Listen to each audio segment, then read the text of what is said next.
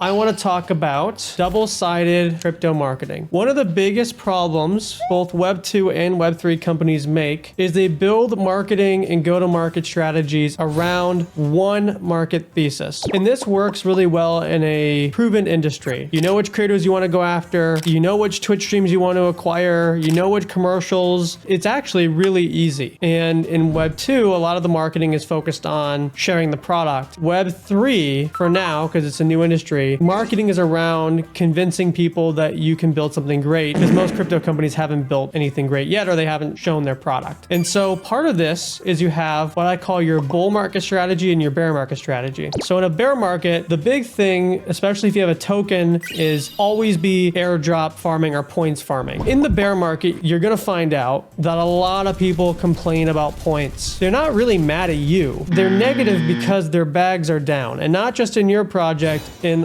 all projects. The second is they're largely disinterested because unless they use the product in their daily habit, they're not going to be loyal to you. And that doesn't mean your product's bad. It's just that your product works in a certain type of economic environment, the bear market probably not being one of them. And when you're building a company, sometimes you're going to take heat, but you know that in a few months or in a year, it's going to be fruitful. I see a lot of companies get very confused by this, where they see FUD by some large crypto trading influencer. And the reality is that crypto trading influencer doesn't matter unless they have a lot of volume on your book, so they're really deep in your asset or something of that nature. So you really should not listen to what everyone's telling you, but be very particular about how to keep your community happy and attentive. Now let's flip to the bull market strategy. In the bull market, what matters more than KOLs and the community validation and attention is VC validation. In the bear, a lot of people say VC rounds are bullshit, VC tokens suck, blah, blah, blah. That's true for the concentrated amount of traders in the bear, meaning like the leftover people, but normal people do look at significant capital market participants as validation. And that's why in the bear, utility tokens don't matter, but in the bull, they do. Because people outside of crypto are not as nihilistic, and they all want to believe in something. In a bull market, optimism always wins, even if X itself is nihilistic,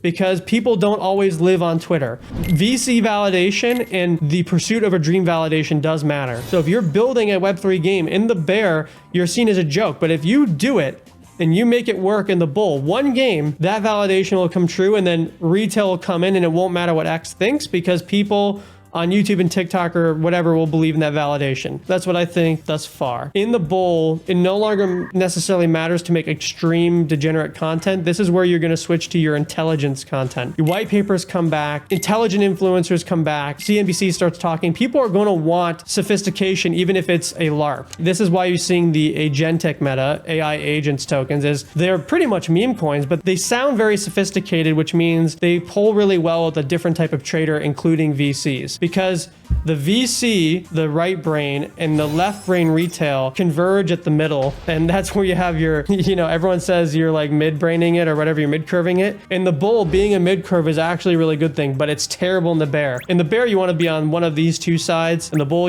mid-curving actually is okay. You can switch strategies. You don't need one strategy. And then the last thing is podcast. I know people hate podcasts, but podcasts do matter. People hate on Bankless, and I'm not a big Bankless fan myself, but I will say this. Nobody complained about Bankless in the last bull market when utility mattered. And I don't think something like Bankless will be blamed in the next bull, which is what's happening right now. So anyway, if you're building a company in crypto, you need a double-sided strategy. You can't stick to one if you're going to build in this space, or you will get crushed. My name is Jonah Blake. I run RealAgency. If you like the video, leave a like, leave a comment. That's it. Take care. Bye-bye.